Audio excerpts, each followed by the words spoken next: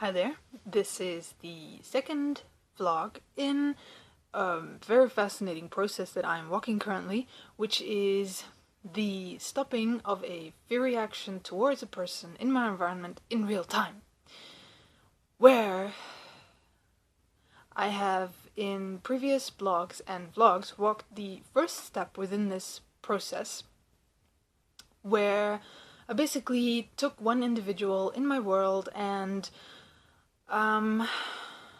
took them as a subject for this experiment, so to speak, where I am testing the application of self-forgiveness and self-correction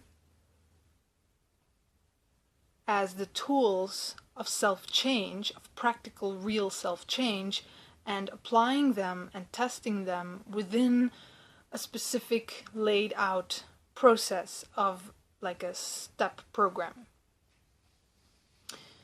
which I'm now walking, where I've walked the first step, which was to basically firstly obviously investigate who am I in relation to this individual, meaning what experiences exist within myself in relation to this individual, what thoughts exist within myself that activate these experiences, where the experiences were specifically like inferiority, anxiety, uncomfortableness, uneasiness, instability, insecurity, etc.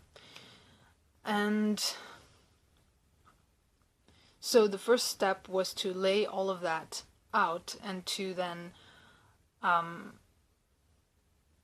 in practical, real-time application, use the tools of applying self-forgiveness, which is what I did, and which was very cool, which got some cool results, which you can read about in my blog and then listen to in my vlog, my first one, to which I will be providing the link in this description box. So here I will be laying out and speaking about the second step, which I've already written out in my second blog, where what I did after the first step was basically like cross-reference with myself, like check myself, like am I clear now?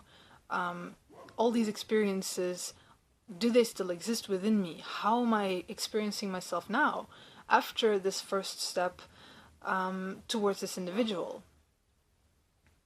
To assess what else is needed in this process of changing myself in relation to this person, changing my experiences in relation to this person. From the starting point of basically changing my relationship with this person and changing who I am in my expression with this individual, because I see, realize, and understand that how I was experiencing myself was in fact limiting myself in my expression towards this person, which is not cool. Because I want to be able to simply talk to people and simply communicate without any interference of my mind, basically.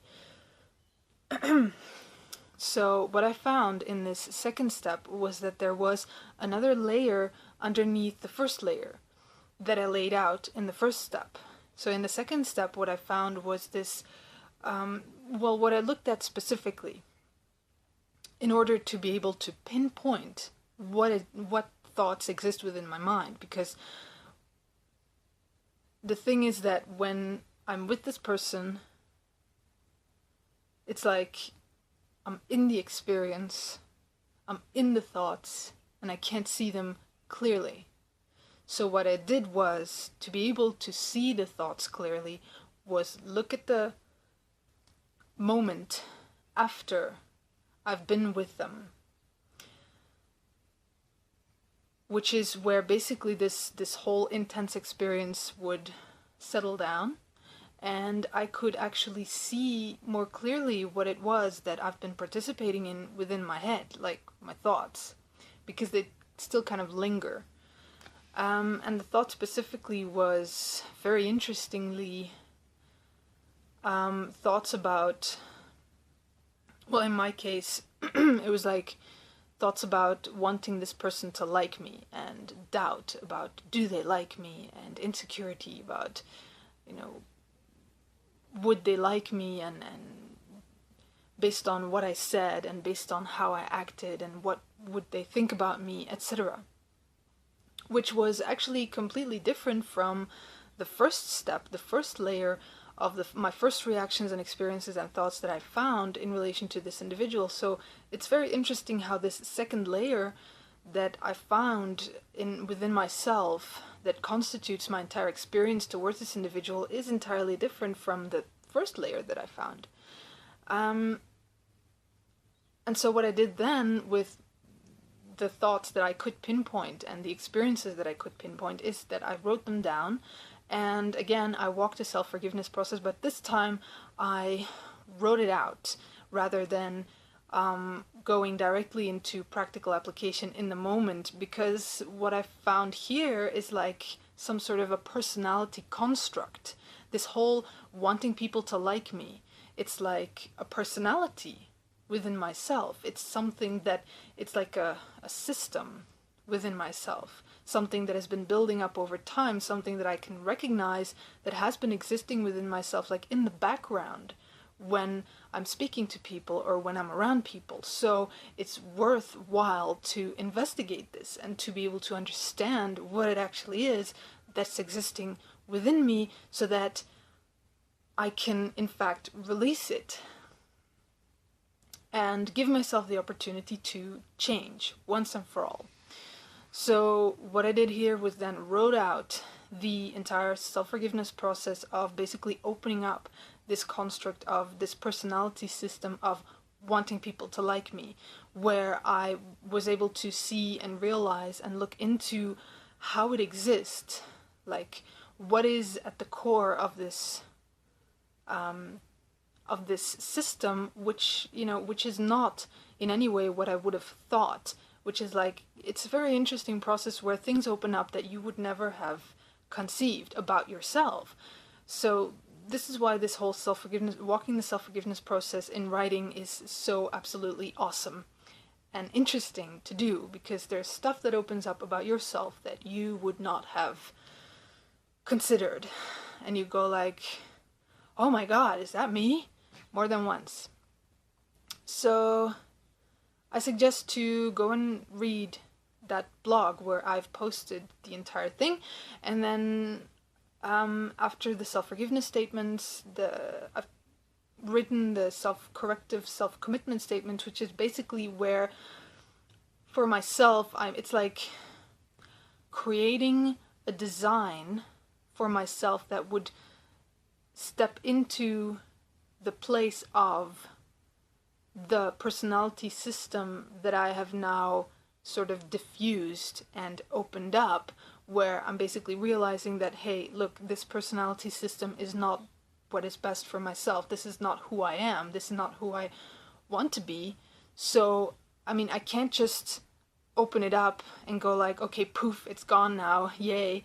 I have to have something in its place, like replacing it with something new, where that's what you do within the self-commitment, self-corrective statements, which is basically where you lay out the new pattern for yourself. It's like you're designing, you're reprogramming yourself in a way that you decide who you are. You decide who you are going to be within those moments. Okay, so also obviously a very interesting, fascinating, awesome process to walk. Which was thus the second step within my process of stopping a fear reaction towards a person in my environment in real time, which is an ongoing process, because after this step 2, obviously what I want to do is check myself again, cross-reference again, where basically placing myself with this person in reality again, and in that moment looking within myself and checking like, okay, what am I still experiencing? Is there a change? What changed and how did I change? And basically checking like what works and what doesn't work, and again, walking that process of investigating what else is there. Like, is there more experiences? Is there other stuff within myself that is activating specific experiences towards this person? Which will be the third step that I will be laying out within my third blog and vlog. Alright, so stay tuned, and I would suggest to anyone to try this out for yourself, to walk the process of self-change, of actually taking yourself in your own hands and investigating yourself and correcting yourself in ways that where you decide who you are, and you do not allow the past to decide for you. The past meaning all the thoughts and emotional experiences that are playing out in every moment while you are living. Because, I mean, where do they all come from? From the past. So, I mean, where are you within all of this? Which is basically what this whole process is about, which is very, very interesting. For support, go to the Destiny website, www.destiny.org. Okay, thanks.